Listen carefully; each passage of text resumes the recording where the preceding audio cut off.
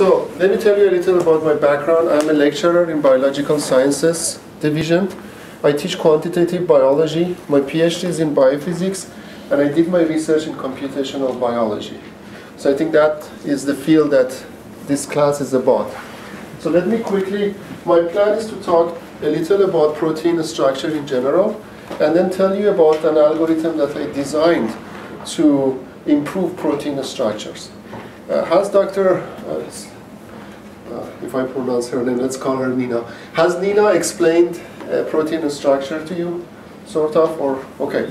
So let me just quickly go over this.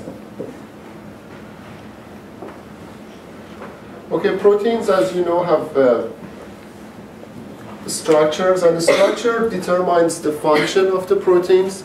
We have different functions for the proteins. For example, we have enzymatic proteins, we have the structural proteins, we have storage proteins, we have transport proteins, hormonal proteins, and you name it.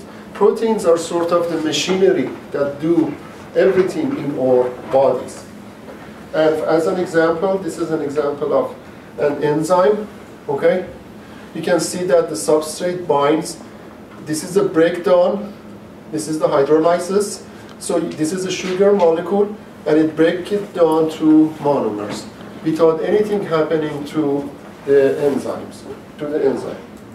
We have 20 different amino acids that you guys pretty much know, and I think by now there are like 22 or 23 recognized, but this is a textbook number of amino acids.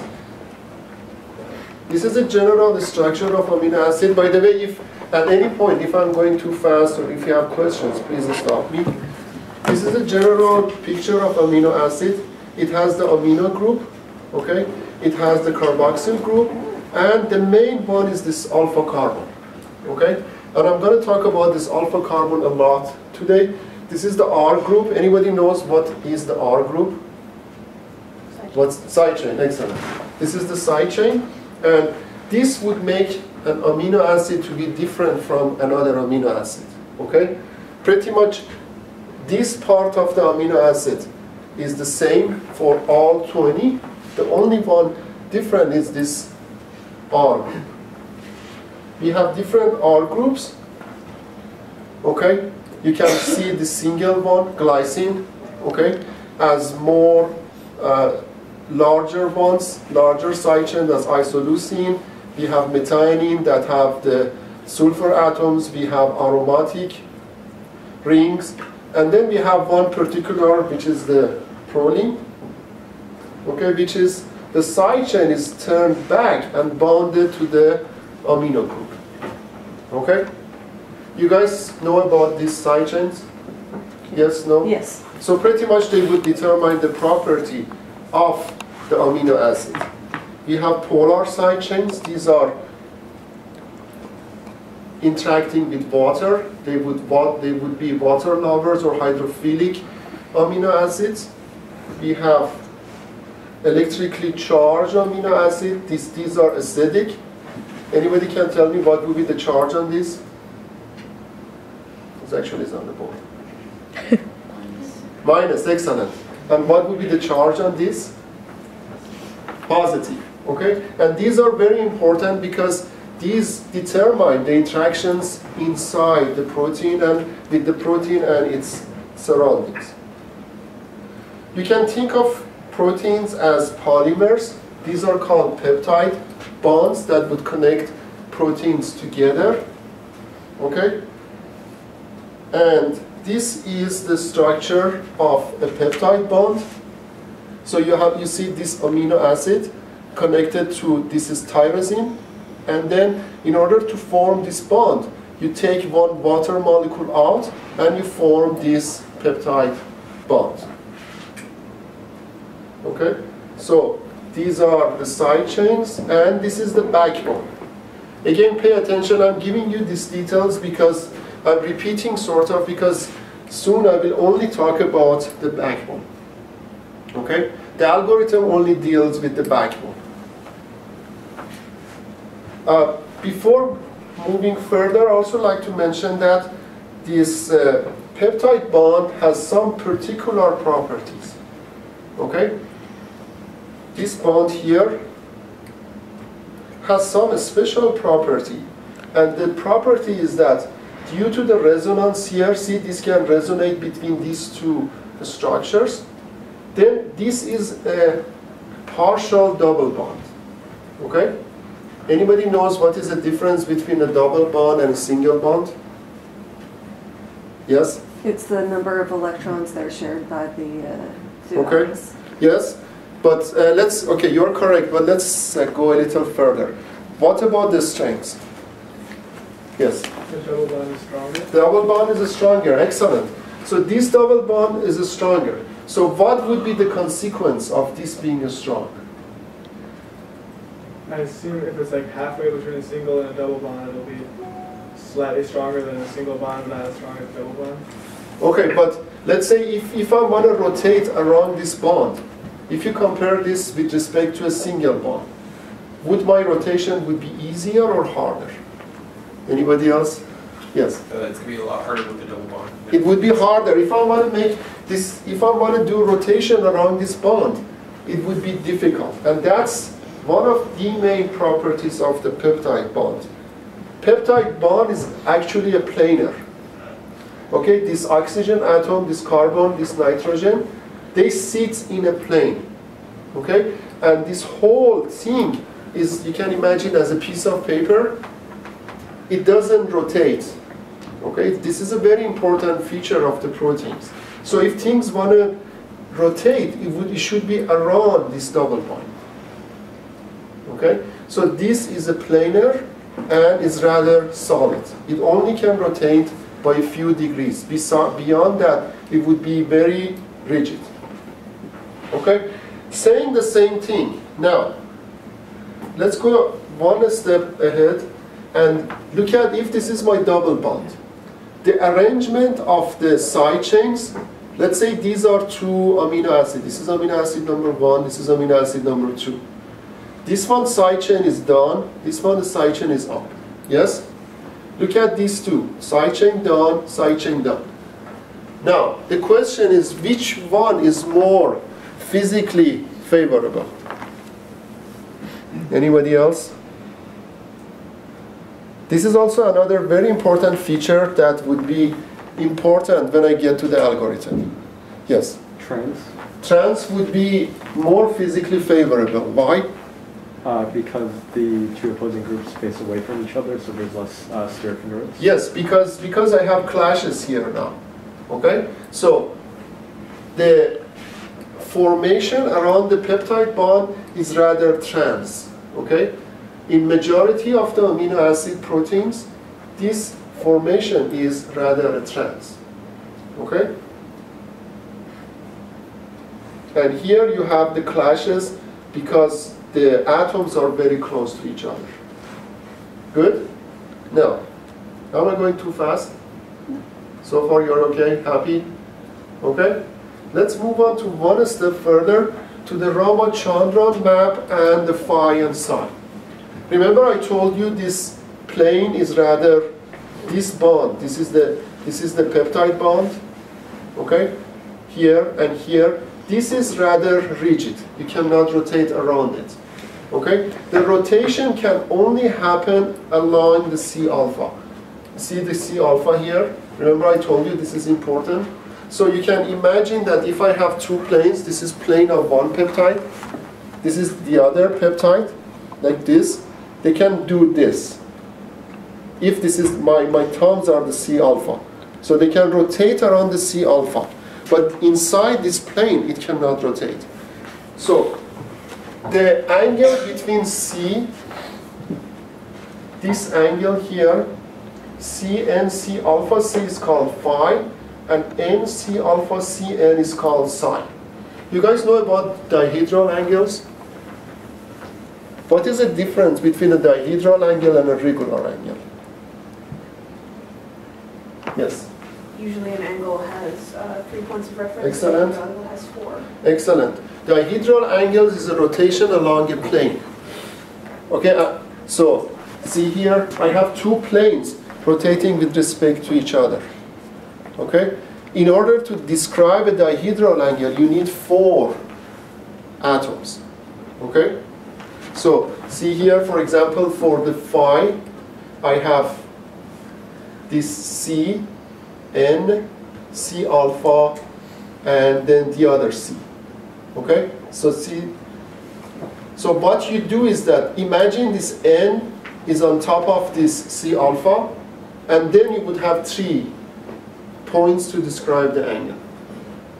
Okay? So dihedral angles are angles rotation around planes. You need 4 atoms to describe the dihedral angles. Okay? Now, the interesting thing is that we can describe, let's say this is a 3-dimensional structure. Okay? It is a Cartesian 3-dimensional structure. Each atom has X, Y, and Z. Yes? Yes? Everybody knows that. Yes? Now, I can construct the protein by only knowing this phi and psi and angles and knowing the positions of the backbone. Okay? I don't need to know the Cartesians. If I know the C alphas and if I know the phi and psi, I can construct the protein. Okay? So this, remember this when we get to the algorithm to improve the protein structure. Now, as you mentioned clearly for the strict clashes, only certain values of this phi and psi angles are allowed. Okay? Anybody knows who was the first person who physically calculated this, and there is a very famous diagram related to him? Yes, anybody else? She's always answering very good. Yes? His last name is Ramachandran. Ramachandran, excellent. So, he showed that he did mathematical physical calculation. He was a very prominent Indian scientist who showed that if you move this close, then you will get clashes. So it's only certain angles would be allowed. Okay? And those angles can describe the secondary structure of a protein. For example, here I'm showing an extended structure. If all of the phi and psi are 180 degrees, then you would get this just extended structure. See, everything is about 180 degrees. If you have certain other values, you can get, for example, an alpha helix. Okay? You can get, for example, a beta sheet. So these are determined by these phi and psi angles, by these Ramachandran values that I will show you in a minute. Okay? These are the most prominent features of a protein. Secondary structure and alpha, these are secondary structure, alpha helices and beta sheets. Okay? Anybody knows who was the first person who come up with these structures? No? Linus Pauling. He was a very prominent biologist and also peace activist, and he is the only person with the maximum number of Nobel Prizes. Okay? He has 2 Nobel Prizes just for himself. However, one of them is a peace Nobel Prize. He has 1 in science and he has 1 in Nobel Prize. Do you know, let's just a little side point. Do you know who has the most Nobel Prizes in science? Yes? Marie Curie. Marie Curie, excellent. Marie Curie has 1 in physics and 1 in chemistry. She has 1/3 in physics, if I remember correctly, and 1 in chemistry. So she has the most Nobel Prizes in sciences. Pauling has the maximum number of prizes, 2, but one of them is peace. Okay, let's go back to the biology and proteins. Another feature that would be interesting, and you would see this also a lot in protein structures, would be the terms. If you have a beta sheet, let's say if this is a beta sheet, let's say this is a beta sheet and this is a helix. In order for them to be connected, you need to connect it with terms. These are the so-called terms. For example, this is a beta term. Okay? And terms are more flexible. They are not as restricted as the angles for the beta sheets or alpha helices.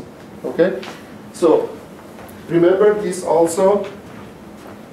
And one very prominent residue that we would see in the terms would be glycine. Anybody knows why glycine? Yes? Its side chain is so small. So Yes, the side chain of glycine is only a hydrogen, so it doesn't interact with the rest of the residues as much as the other side chains. Now, saying that, we get to the Ramachandran map. Okay? This is a diagram of the Ramachandran map, and you can see most of the space is not allowed. The regions are marked as this. These are the favorable regions. Okay? This is the strand region. Okay? Here you have the beta sheets. Here you have the right-handed alpha helix, and here you have the left-handed alpha helix. So we have the blue is the favorable, and then we have some margins. These are the so-called allowed region. Okay? So, as I mentioned to you, Ramachandran did this by mathematical calculations, and then when people could come up with the structure of the proteins, okay, when they were able to get the structures, then they look at the structures and also they saw that this is correct. For example, seeing a residue here would be very, very rare. Okay? So if you, I will talk about in a minute about protein structure determination and protein refinement.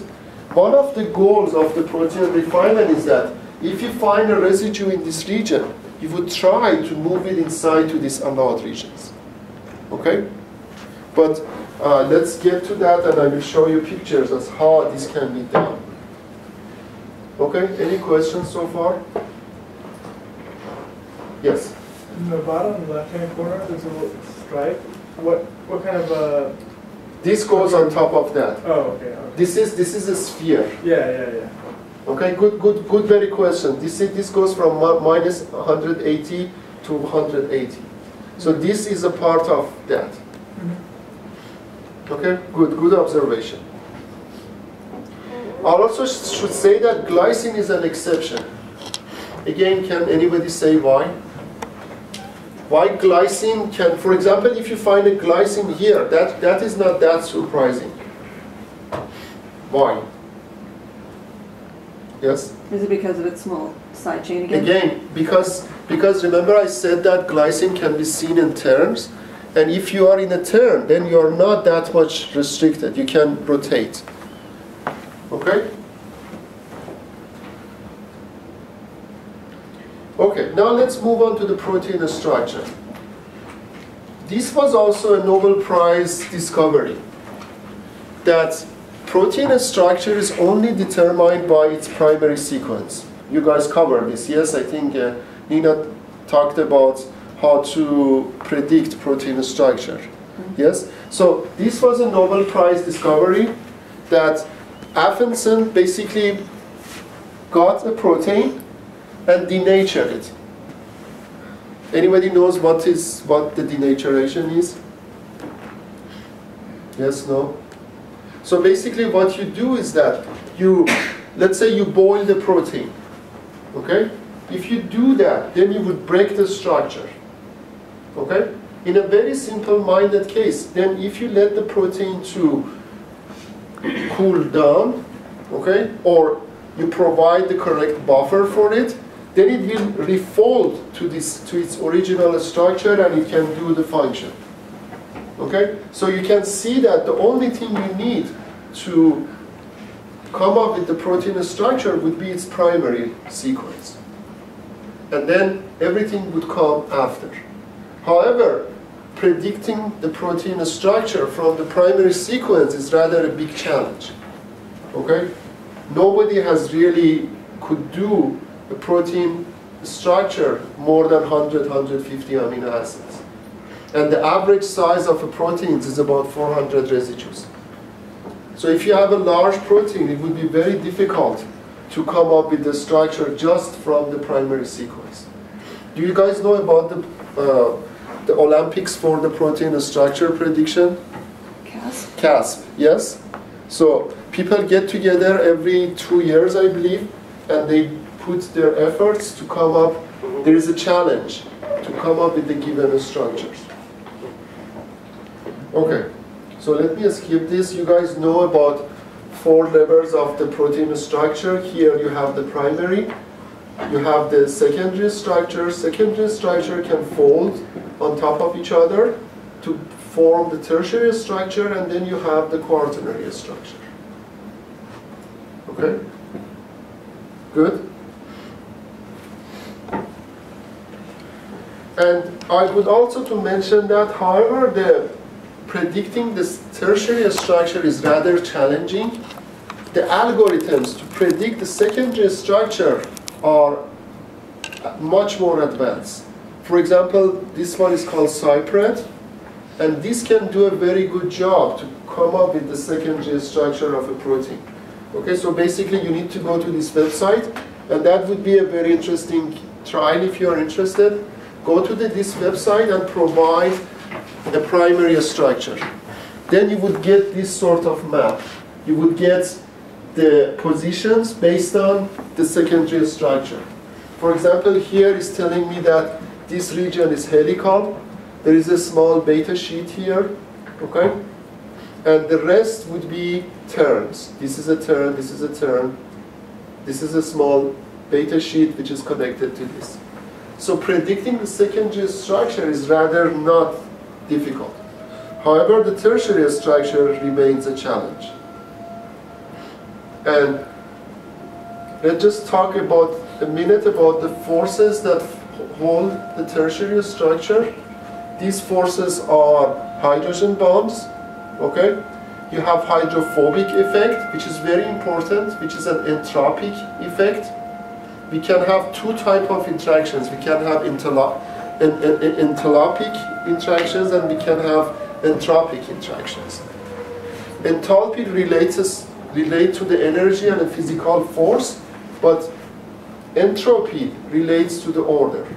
And these are the hydrophobic residues that will tend to stay away from water. So that's the reason why they would get together and form the core of the protein.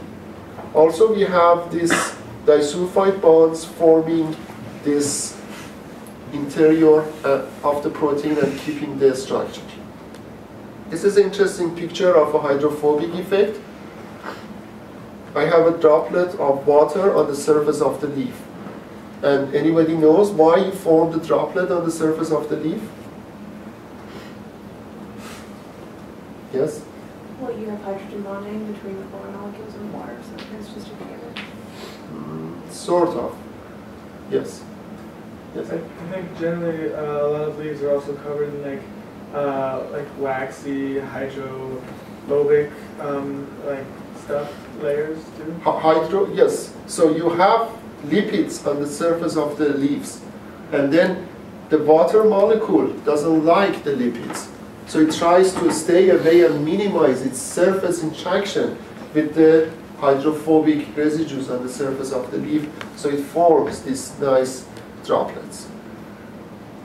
And then you have the quaternary structure, which can form from the multiple subunits to form a large structure, can do more function for us. For example, this is the structure of the hemoglobin. This is another picture of the hemoglobin. Here I'm showing each individual atom, and you can see this is the heme that would carry the oxygen in our body. So far so good? Now, how can we determine the protein structure? Before that, let me ask you this. How small are the proteins? Any idea? What is the size of a protein? That would be a good question for the exam. Yes? No? No, you need to have some idea. This is very important. Let's take a guess. What would be the size of a protein? Let me give you 4 options. Millimeters, micrometers, nanometers or angstrom? Good resolution is 1 angstrom, so I'd assume that the size is on the order of nanometers. Okay, anybody else? Yes. I agree yes. with her. Yes? Okay, you agree. Okay, yes. It's order of nanometer. Okay? So the size is in order of nanometer. What would be the resolution if you have a very good microscope? What would be the order of resolution, just roughly? Yes. Like 1.8 angstroms or something? Oh wait, what kind of microscope are we talking about? Let's just a light microscope. Oh, not that. Yes. Okay, sorry. Light microscopes would be micrometers. Okay? So you can see that this is 3 orders of magnitude smaller. So you cannot really put a protein under a light microscope and look at it. Yes? So how can you come up with this structure? One very good way would be X-ray crystallography. So basically what you do is that you form a crystal. Crystal is like an ordered lattice, like sugar crystals, like salt crystals. And then you shine X-ray through this structure, correct the diffraction, okay? And from the diffraction, you can determine the structure of the atom. And this is only true because in crystals, atoms have order, okay? You have a copy of the protein repeated many, many times one after each other. So because of that, you can get this nice diffraction and then you can get the structure, okay? One important thing is, okay, let me show you, yes. So in that setup, the proteins are inside the crystal. Yes, proteins are inside the crystal. How do we know that they maintain the same shape inside the crystal as they do outside Good. of the crystal? Good question. So basically what you do is that, let's say in this class, all of us sit in a line, in like 4 lines, exactly try to behave as much as possible the same. Everybody stays like this as rigid, okay? So then we can form a nice line, yes? But however, because all of us try to not to move and be very rigid, then somehow our regular shape changes a little. So that's the thing we call crystal interactions. So especially on the surface residues, you have some interactions that would cause the shape of the surface changes slightly. However, the rest of the protein rather stays the same. Okay? But this is a very valid point, and many crystallographers, when they come up to the points that, let's say if this is, I have one protein and then there is another protein, these 2 atoms, if they are very close to each other, then they would talk about these interactions and they would try to resolve it. Saying that, there is another method that can determine the shape better in a liquid. Anybody can name that? Yes? NMR. NMR, excellent. Anybody knows what NMR is? No, yes? Have you guys heard of MRI? Yes? MRI is the same technique as NMR, nuclear magnetic resonance. So basically you look at the effects of the magnetization on the protons of the atoms. Okay? And that would be another method that you put your protein inside a liquid and you put it inside NMR tube, and then you can get the structure. However, that has some limitations. If your protein is rather large, then NMR resolution would be very low. You cannot see the structures as good as you can see them in the crystal structures. So it's true that the crystal structure is like a snapshot of a protein. Proteins are rather dynamic structures. But it's probably one of the best methods we have.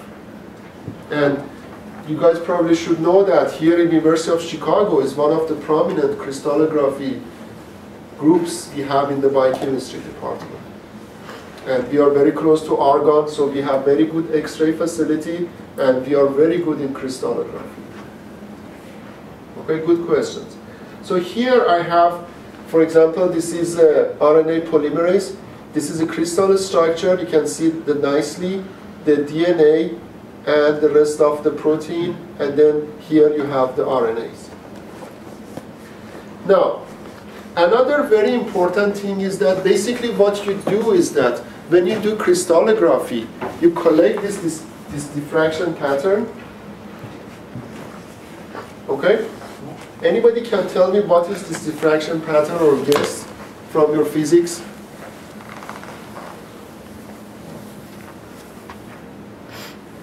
This would be the position of the electrons.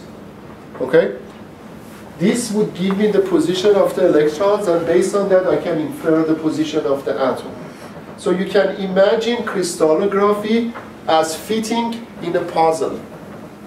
All of you have played with puzzles, yes? So basically you have this cloud. Imagine that you have this cloud of the electrons, and you fit your atoms one at a time into this cloud. Okay? So now, if this cloud is very foggy, if it's not clear, can you fit the atoms to this or not? Would it make it easier or harder? Yes, no? My question is clear, no? The foggier it is, the harder it'll be. The foggier it is, it would be harder to fit this into. Okay? So that would determine the resolution. Here, as is an example of the resolution. Here you see a very high, okay, the terminology becomes a little strange here. When we say high resolution, it actually means small numbers.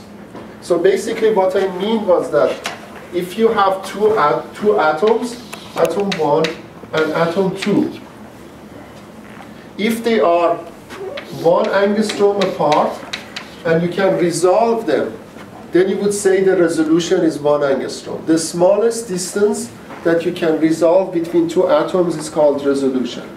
Okay? However, if I go closer, then they would overlap. Then I cannot say I have 1 atom or 2 atoms. So, if I have high resolution, that means that I can resolve smaller numbers. So this is a very highly resolved structure, 1 angstrom. Okay? Look at what happens if I go to 2 angstrom. Things become fuzzier. So I cannot fit into that puzzle as good as I could do here. Yes? Now let's go to 2.7. If you can see this in close, you can see the cloud is not as detailed as this one. So again, the fit will not be good. And if I go to 3 angstrom, it would become even worse. So pretty much above 2 angstrom or 2.5 angstrom, you can see the backbone pretty well. But you cannot see the side chains. The side chains, the cloud is not good enough to see the side chains. Okay? Good? And all of these structures are deposited in a data bank called Protein Data Bank. Okay? We have about 80,000 structures. This is a diagram of the structure growth. The first structure came out in 1976, which was myoglobin. And you can see that this has exponentially grown. So we have about 80,000 proteins right now in Protein Data Bank. However, not all of them have a good resolution. Only very few of them would have high resolution. Okay? Obtaining a good crystal is rather challenging. Everything depends to your crystal. And actually people call crystallography, formation of the crystals, rather an art than a science, which is of course science. You need to know the reagents that you add and so on. But many times, you know, they have these robots and they have like many small wells and they put different conditions on each well. So they have, let's say, thousands different reagents in the hope that one of them would give them a good crystal that would diffract. So not all of these structures would have a good resolution. So the challenge is this. If you have this, let's say 2.7 angstrom resolution or 3 angstrom resolution, how good you can fit your model into this puzzle. Okay? You cannot use your eye because these can have multiple solutions. So which solution would be more relevant? Which solution would be more physically possible? And now is the time to go to this algorithm that I worked on. So basically I told you that we have regions of the Ramachandran map, we have the strands, we have the pre-proline, we have right alpha helix and left alpha helices. So residues are restricted by these Ramachandran maps. Okay? However, if you look at this is a Rama map for crystal structures less than 0.9 angstrom resolution. What sort of a resolution is this? Is this high or low? How many people say high? Okay, good. So you're listening. That's good. What does this mean, high? These are very accurate structures, or they are not that accurate structures? They are very accurate structures. This is a very high resolution. So you get these positions. However, if you look at the individual amino acids, okay, let's say, see, this is everything. This is one protein and everything in it. If I look at individual amino acids, for example, if I look at alanine, if I look at threonine, if I look at valine, or if I look at, for example, aspartic acid, you can see the Rama maps are rather different. So the Ramachandran depends on what is your identity. If you are a valine, you don't normally participate in left-handed alpha helix. You don't form left-handed alpha helix. You don't like to be a left-handed alpha helix, yes? It doesn't show here.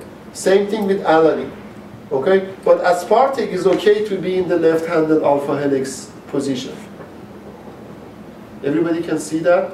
So, this is the regular Rama. This is one step further of the Ramachandran map. Good? Another interesting thing that we did in our group was to look at, okay, let's say I am a valine and I am in the protein structure. Now, let's look at my neighbors. Let's say my neighbor to the right is an alanine, my neighbor to the left is an aspartic acid. That would also influence my position in the Rama map. Okay? So, here, for example, I am an alanine, E and V. You see, its position would be, this is the position of alanine in all acceptable regions of the Rama. But if you restrict it by its neighbors, then it would be restricted. So, yes? What's seq string AAA? Oh, this is the secondary structure. Okay. So That means that also this depends to if you have alanine, if either you are in a helix or in a beta, your Rama would be different. right. Okay. Okay? And then we have a website for this. Okay? Oh, what time is it? Do we have time? Oh, because almost out of time. Okay, let me talk for 5 more minutes, let me finish this, and then, so basically, we can come up with the position, so we can see the regular Rama depends on the identity, and also depends on your identity of your neighbor. Okay? So, and then we correlate this, and then based on that, we can come up with a statistical potential. You guys know what is a statistical potential? Sort of. So basically, you go to the PDB and catalog all of the proteins. Okay? Let's say you don't catalog the very low resolutions. They are not good. You look at only the good proteins, let's say 2 angstrom. And then you look at to the Rama map, and then based on that, you divide the space to different positions with different probabilities. So you calculate the probability of, for example, alanine with the neighbor valine and the neighbor aspartic acid, what would be the probability of its angle being, for example, minus 50 and 60, psi and phi. And based on that, you come up with a torsional statistical potential that can be used in a Monte Carlo regime. So and then you can show that a structure which has a good Rama map actually doesn't have a good Rama map dependent to the neighbors. Okay, and many proteins in the data bank are like this. They are good in general Rama, but they are not good in the Rama dependent based on the neighbors. So basically the goal is that how can you, let's say this is outside this Rama map, how can you move this into this region which is the allowed region? Okay, so if this is my protein, okay, let's say this is my protein. If this residue is outside, if I rotate this to bring it inside, then I would make the structure to change a lot. Everybody can see this. If I rotate to bring the residue inside the allowed region, then I would make the structure look very wrong. Many other residues would be outside. So how can you do this? We come up with a novel algorithm to bring this in. So basically, in order to bring this structure in, you do a double crankshaft rotation. So if, let's say you change a phi and psi, and you bring it to the allowed region, you rotate the neighbors in opposite direction. Okay? This is the so-called the double crank novel moveset. So in order to bring this residue in, you do it in a step, and then you change the Rama by a crankshaft. And this can be done with a Monte Carlo regime. We have a Monte Carlo algorithm that do this. These are the energies in the Monte Carlo. And doing so, we can bring the structure back into the corrected regions. So for example, this is a massive structure. This is about 4,000 residues. You see that the Rama was not good to begin with, and then it got better after we did this double crank. And these are some numbers that there is no time that I explain this to you, but overall, this structure which has more blue is much better than the starting structure. Okay, and I have other results, and then this can be also applied to cryo-EM. This is another method to determine the protein structure. And then I would like you to just pay attention to this. Try this. You can go to this website. Our server is called Godzilla, and then you can go to this website, submit a protein structure, and then the result would be an optimized model. And let me just finish by saying that with my colleague, Dr. Kondrashov, we are offering a 2-sequence course on biology, but our effort is to make it quantitative biology. The first part would be, I would be teaching, would be protein structure and function, and then in the computer labs, we teach the students molecular dynamics in